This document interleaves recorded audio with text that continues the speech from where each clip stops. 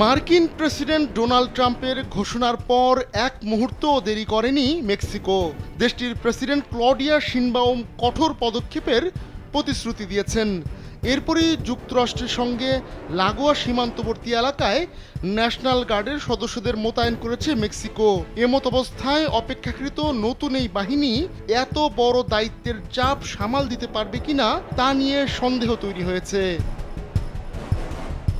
সীমান্ত পাহারা দেওয়ার জন্য সেই অর্থে মেক্সিকোর নির্দিষ্ট কোনো বাহিনীকে দায়িত্ব দেওয়া হয়নি, কেননা সীমান্ত রক্ষার দায়িত্বে থাকাদের অস্ত্র বহনের অনুমতি নেই দেশটিতে। তাই অবৈধ অভিবাসী ও মাদকের চোরাচালান ঠেকাতে মেক্সিকোর ভরসা সেনাবাহিনী ও ন্যাশনাল গার্ডের সদস্যরা। মাত্র কয়েক বছর আগেই এই বাহিনী গঠন করা হয়। সম্প্রতি ন্যাশনাল গার্ডকে সেনাবাহিনীর অধীনেও দেওয়া হয়।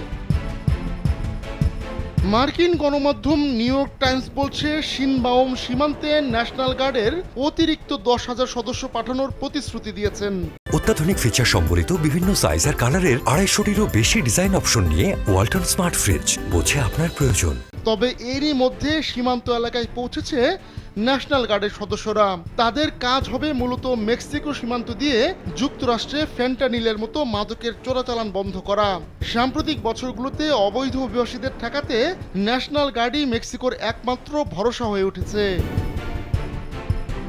2019 সালে ট্রাম্পের চাপাচাপিতে মেক্সিকোর তৎকালীন president Andres Manuel Lopez Obrador Guatemala লাগোয়া দেশটির দক্ষিণাঞ্চলীয় সীমান্তে ন্যাশনাল গার্ডের সদস্যদের মোতায়েন করে। এখন 1,30,000 সদস্যের এই বাহিনীকে দেশের উত্তরাঞ্চলীয় সীমান্ত সুরক্ষা করতে বলা হচ্ছে, যাতে করে এই সীমান্ত এলাকা দিয়ে মাদকের চোরাচালান রোধ করা যায়।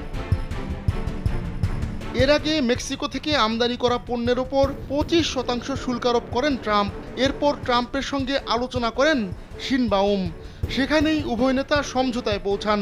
সিদ্ধান্ত অনুযায়ী মেক্সিকোর পণ্যে আপাতত অতিরিক্ত এই শুল্ক আরোপ করা হবে না। বিনিময়ে সীমান্ত সুরক্ষা আরও নিশ্চিত করতে হবে মেক্সিকোকে। এরপরই শিনবাউম উত্তরাঞ্চলীয় সীমান্তে ন্যাশনাল গার্ডের সদস্যদের সংখ্যা বাড়ানোর উদ্যোগ নেন। হঠাৎ করে দেশের অন্যান্য অঞ্চল থেকে উত্তর সীমান্তে সামরিক রিসোর্সেস সরিয়ে নেওয়ায় নতুন উদ্বেগ দেখা দিয়েছে। সমালোচকরা বলছেন, এতে করে মেক্সিকোর অন্য অঞ্চলের নিরাপত্তা ঝুঁকির মুখে পড়বে। অপরাধের বিরুদ্ধে লড়াইয়ে 2019 সালে ন্যাশনাল গার্ড প্রতিষ্ঠা করা হয়। তবে গেল সেপ্টেম্বরে আইন সংশোধন করে বাহিনীটিকে সেনাবাহিনীর অধীনে নিয়ে আসা হয়। অবশ্য এতেও সমালোচনার জন্ম হয়। আহমদুল্লাহ শিকদার, কালবেলা।